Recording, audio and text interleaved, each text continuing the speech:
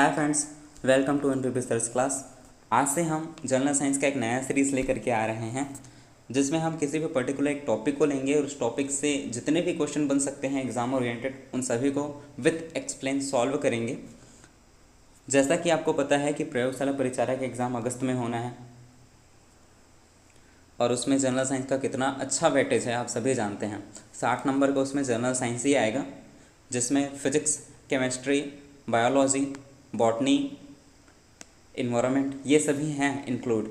साथ ही उसमें 40 नंबर का छत्तीसगढ़ और भारत से रिलेटेड क्वेश्चन आएगा। तो जनरल साइंस का अच्छा खासा वेटेज है उसमें।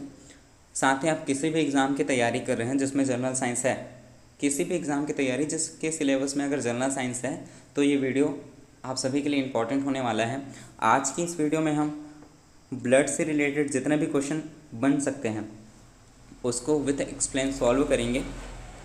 तो बिना किसी देरी के वीडियो स्टार्ट करते हैं। हमारा पहला क्वेश्चन है, रक्त क्या है? ऑप्शन ए है एक तरल संयोजी ऊतक, ऑप्शन बी है एक उपकलित ऊतक, ऑप्शन सी है ए व बी दोनों, ऑप्शन डी है इनमें से कोई नहीं। तो रक्त क्या है? एक तरल संयोजी ऊतक है। ऑप्शन ए इसका सही आंसर होगा। नेक्स्ट क्वेश्चन, साथ ही साथ आप कमेंट में अपना आंसर बता सकते हैं, या मेरे से कुछ गलती हो रही हो तो आप उसे कमेंट के ज़रिए बता सकते हैं। मैं आप सभी का कमेंट ज़रूर देखता हूँ। हमारा अगला क्वेश्चन है, मानव रक्त का पीएच मान कितना होता है? अब रक्त का पीएच मान जानने से पहले हम पीएच मान होता क्या चीज़ है वो जान लेते हैं। पीएच का फुल फॉर्म होता है पावर ऑफ हाइड्रोजन। पीएच मान बेसिकली एक मेथड है जिसमें हम किसी भी घोल की अम्लीयता या क्षारीयता को जांचते हैं। ये एक स्केल होता है जिसमें 0 से लेकर के 14 तक की वैल्यू होती है। अगर पीएच में किसी घोल की वैल्यू 7 से कम आ रही है तो वो एसिड कहलाएगा, अम्ल कहलाएगा। और यदि किसी घोल की पीएच मान 7 से अधिक शो कर रहा है तो वो बेस कहलाएगा, क्षार कहलाएगा। समझ आया? तो पीएच मान क्या है? किसी भी घोल का अम्लीयता या क्षारीयता को जांचने का एक मेथड है। हमारा क्वेश्चन है, रक्त का पीएच मान कितना होता है? ऑप्शन ए दिया है 7.2, ऑप्शन बी दिया है 7.8, ऑप्शन सी दिया है 6.6, ऑप्शन डी दिया है 7.4। तो रक्त का जो पीएच मान होता है वो 7.4 होता है, ध्यान रखेंगे। नेक्स्ट क्वेश्चन, मनुष्य का रक्त होता है ऑप्शन ए अम्लीय, ऑप्शन बी है क्षारीय, ऑप्शन सी अधिक अम्लीय, ऑप्शन डी है इनमें से कोई नहीं। तो अभी हमने देखा कि रक्त का जो पीएच मान होता है वो 7.4 होता है, जो कि 7 से अधिक है। इस प्रकार जो रक्त है वो क्षारीय होगा। ऑप्शन बी इसका सही आंसर है। नेक्स्ट क्वेश्चन, रक्त का अध्ययन कहलाता है? ऑप्शन ए है हेमेटोलॉजी, ऑप्शन बी है histology, option C dendrology, option D है इनमें से कोई नहीं। तो रक्त का अध्ययन क्या कहलाता है, जल्दी बताएं। तो इसका सही आंसर है, रक्त का अध्ययन कहलाता है हेमेटोलॉजी। नेक्स्ट क्वेश्चन, रक्त में कितने प्रतिशत भाग प्लाज्मा होता है? जो रक्त है उसमें कितना प्रतिशत भाग प्लाज्मा होता है? बेसिकली हम रक्त को 2 पार्ट में डिवाइड करते हैं, एक प्लाज्मा में और एक रक्त कोशिकाओं में। ठीक है, तो जो रक्त है उसमें प्लाज्मा का जो मात्रा है वो 55% होता है और जो रक्त कोशिकाएं हैं उसकी मात्रा होती है 45%। तो इस प्रकार इसका सही आंसर होगा 55%, ऑप्शन डी इसका सही आंसर है। नेक्स्ट क्वेश्चन, स्वस्थ शरीर में कितना रक्त होता है? एक स्वस्थ शरीर में कितना लीटर रक्त होता है ये हमें देखना है। ऑप्शन ए है 2 लीटर, ऑप्शन बी है 4 लीटर, ऑप्शन सी 5 से 6 लीटर, ऑप्शन डी दिया है 10 लीटर। तो इसका सही आंसर होगा ऑप्शन सी, एक स्वस्थ शरीर में 5 से 6 लीटर तक रक्त होता है। नेक्स्ट क्वेश्चन है, रक्त को सुरक्षित रखा जाता है, रक्त को कितने टेम्परेचर में सुरक्षित रखा जाता है? ऑप्शन ए दिया है 40 डिग्री सेल्सियस, ऑप्शन बी दिया है 40 डिग्री फ़ारेनहाइट, ऑप्शन सी दिया है 37 डिग्री फ़ारेनहाइट, ऑप्शन डी दिया है 60 डिग्री पर। तो इसका सही आंसर होगा ऑप्शन बी, रक्त को सुरक्षित रखा जाता है 40 डिग्री फ़ारेनहाइट पर, ध्यान रखेंगे। नेक्स्ट क्वेश्चन, रक्त का तरल भाग कहलाता है? ऑप्शन ए है प्लाज्मा, ऑप्शन बी है सिरका, option C serum, option D है इनमें से कोई नहीं। तो रक्त है उसका जो तरल भाग है वो प्लाज्मा कहलाता है, ऑप्शन ए इसका सही आंसर होगा। नेक्स्ट क्वेश्चन, रक्त की मात्रा शरीर के भार के कितने प्रतिशत है? हमारा शरीर है उसमें कितना प्रतिशत रक्त है हमारे भार के अकॉर्डिंग, हमारा भार उसके अकॉर्डिंग कितने प्रतिशत रक्त है वो हमें देखना है। ऑप्शन ए दिया है 10%, ऑप्शन बी दिया है ऑप्शन बी दिया है 7%, ऑप्शन सी दिया है 21%, ऑप्शन डी दिया है 80%। तो इसका सही आंसर होगा ऑप्शन बी। जो हमारे शरीर में रक्त की मात्रा होती है वो हमारे भार का 7% होता है। नेक्स्ट क्वेश्चन, रक्तदाब किससे मापा जाता है? ऑप्शन ए है स्टेथोस्कोप, ऑप्शन बी है sphygmomanometer, option C fathometer, option D है एनीमोमीटर।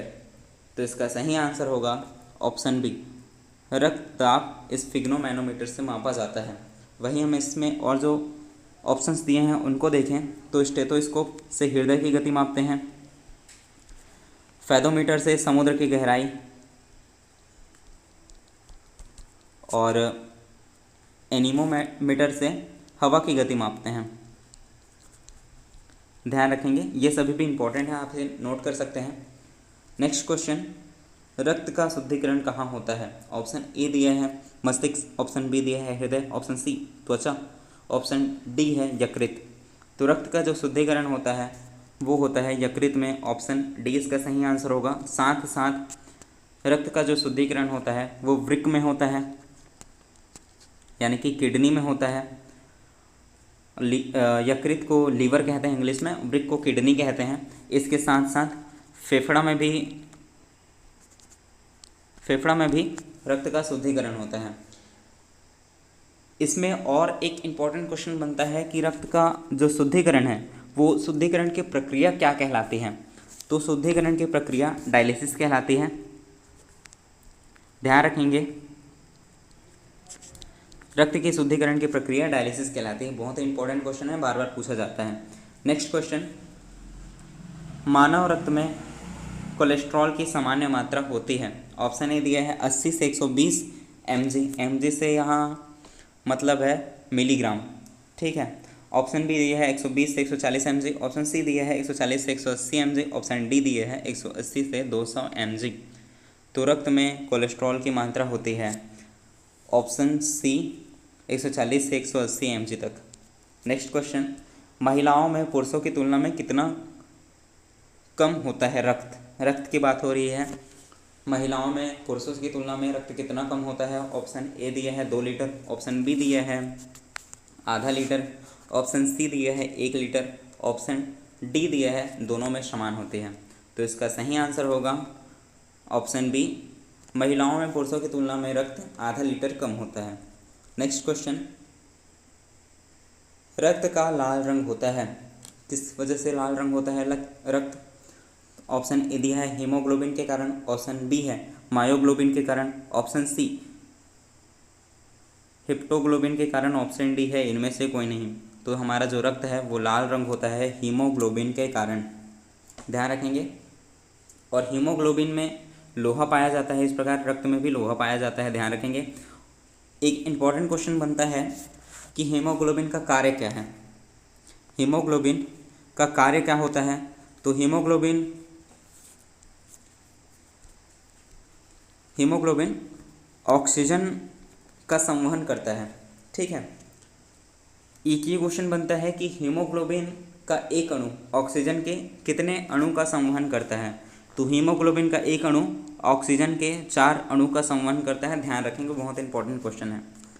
नेक्स्ट क्वेश्चन, रक्त में कौन सी धातु पाई जाती है? ऑप्शन है लोहा, option B nickel, option C है जिंक, ऑप्शन डी कॉपर। अभी मैंने बताया रक्त में लोहा पाया जाता है। नेक्स्ट क्वेश्चन, मानव रक्त कितने समूह के होते हैं? रक्त समूह मतलब ब्लड ग्रुप कितने प्रकार के होते हैं? एक तो ब्लड ग्रुप ए होता है, बी होता है, ए बी होता है और ओ होता है। इसके अतिरिक्त और भी कोई ब्लड ग्रुप नहीं होता मानव रक्त में। इस प्रकार मानव रक्त का जो ब्लड ग्रुप है वो कितने प्रकार के होते हैं? 4 प्रकार के। नेक्स्ट क्वेश्चन, रक्त के कितने भाग होते हैं? मैंने पहले बताया रक्त को 2 पार्ट में डिवाइड करते हैं। रक्त को हम 2 पार्ट में डिवाइड करते हैं, एक प्लाज्मा के रूप में और एक रक्त कोशिकाओं के रूप में, ठीक है। और ये जो प्लाज्मा है इसको भी हम अलग अलग पार्ट में डिवाइड करते हैं, जैसे इसमें पानी होगा, ग्लूकोज होगा, और इसमें मिनरल्स होंगी, प्रोटीन होगा। ठीक है, रक्त कोशिकाओं को भी और पार्ट्स में डिवाइड किया जाता है, जैसे इसमें आरबीसी है, डब्ल्यूबीसी है, प्लेटलेट्स है। तो रक्त में 55% भाग प्लाज्मा होता है और 45% भाग रक्त कोशिकाएं होती हैं। ये हमने पहले ही देख चुका है। और ये जो प्लाज्मा है उसमें भी 90% भाग इसमें पानी होता है। ध्यान रखेंगे, इंपॉर्टेंट क्वेश्चन है, बार बार पूछा जाता है कि प्लाज्मा में सबसे अधिक क्या होता है, तो वो पानी होता है। प्लाज्मा में पानी का मात्रा कितना होता है, तो 90% होता है। ध्यान रखेंगे, सारे इंपॉर्टेंट क्वेश्चन है। तो हमारा क्वेश्चन था रक्त को हम कितने भाग में बांटते हैं, तो 2 भाग में बांटते हैं। ऑप्शन बी इसका सही आंसर होगा। नेक्स्ट क्वेश्चन, रक्त निर्माण की प्रक्रिया क्या कहलाती है। ऑप्शन ए दिया है हीमोपोइसिस, ऑप्शन बी दिया है हिपेरिन, ऑप्शन सी दिया है थ्रोम्बोसिस, ऑप्शन डी दिया है इनमें से कोई नहीं। तो रक्त निर्माण की प्रक्रिया कहलाती है हीमोपोइसिस। ध्यान रखेंगे। नेक्स्ट क्वेश्चन, प्लाज्मा से यदि फाइब्रिनोजेन को निकाल दिया जाए तो शेष प्लाज्मा क्या कहलाएगा। ऑप्शन ए दिया है सीरम, ऑप्शन बी दिया है हिपेरिन, ऑप्शन सी दिया है आरबीसी, ऑप्शन डी दिया है इनमें से कोई नहीं। यदि हम प्लाज्मा में से फाइब्रिनोजेन को निकाल दें तो शेष प्लाज्मा सीरम कहलाता है। ध्यान रखेंगे, इंपॉर्टेंट क्वेश्चन है। नेक्स्ट क्वेश्चन, रक्त में से आरबीसी को निकाल दिया जाए तो शेष भाग क्या कहलाएगा। तो रक्त में हम यदि आरबीसी को अलग कर दें तो शेष भाग क्या कहलाता है। ऑप्शन ए दिया है प्लाज्मा, ऑप्शन बी दिया है सीरम, ऑप्शन सी दिया है डब्ल्यूबीसी, ऑप्शन डी है इनमें से कोई नहीं। तो इसका सही आंसर होगा option A plasma. Next question, मानव शरीर में आरबीसी का निर्माण कहाँ होता है। इस ऑप्शन दिया है अस्थि मज्जा, ऑप्शन बी है यकृत, ऑप्शन सी है हृदय, ऑप्शन डी है अग्नाशय। मानव शरीर में आरबीसी का निर्माण, तो इसका सही आंसर है अस्थि मज्जा, ऑप्शन ए इसका सही आंसर है। और यदि पूछ लें कि गर्भावस्था में आरबीसी का निर्माण कहाँ होता है, तो वो यकृत में होता है। गर्भावस्था में पूछे तब, भ्रूणावस्था में होती है तब। ठीक है। नेक्स्ट क्वेश्चन है, आरबीसी की खोज किसने की है। ऑप्शन ए दिया है न्यूटन, ऑप्शन बी दिया है एंटोनी ल्यूवेनहॉर्वे, ऑप्शन सी दिया है गोल्डस्टीन, ऑप्शन डी है इनमें से कोई नहीं। तो जो रक्त आरबीसी है उसकी खोज की है एंटोनी ल्यूवेनहॉर्वे ने। ऑप्शन बी इसका सही आंसर है। नेक्स्ट क्वेश्चन, प्लाज्मा का रंग कैसा होता है। जिस प्रकार रक्त का रंग लाल होता है, रक्त का रंग, उसी प्रकार प्लाज्मा का रंग कैसा होता है। क्या वो लाल होता है, क्या हल्का पीला होता है, नीला होता है, या इनमें से कोई नहीं। तो जो प्लाज्मा है उसका रंग हल्का पीला होता है। ध्यान रखेंगे, ऑप्शन बी इसका सही आंसर है। नेक्स्ट क्वेश्चन है, प्लाज्मा का पीला रंग किसके कारण होता है। ऑप्शन ए दिया है हीमोसाइट के कारण, option B bilirubin, option C है हीमोग्लोबिन, ऑप्शन डी है इनमें से कोई नहीं। जिस प्रकार रक्त हीमोग्लोबिन की वजह से लाल होता है, उसी प्रकार प्लाज्मा किस वजह से पीला रंग होता है, ये आपको बताना है। ये क्वेश्चन मैं आपको देता हूँ, आप इसे कमेंट पे ज़रूर बताएं। वीडियो यहीं पे रोकते हैं, अगला पार्ट हम जल्द ही अपलोड करेंगे, तो चैनल को सब्सक्राइब करके रखें ऐसे ही और वीडियो पाने के लिए। आई होप कि वीडियो आपको पसंद आया होगा। अगर वीडियो में कोई भी चेंज चाहिए या कुछ नया चीज़ें इंक्लूड करना है तो आप मुझे कमेंट के ज़रिए बता सकते हैं। मैं आप सभी के कमेंट पढ़ता हूँ, आप सभी के कमेंट मेरे लिए यूज़फुल होते हैं। तो थैंक यू सो मच, जल्द ही मिलते हैं नेक्स्ट वीडियो में।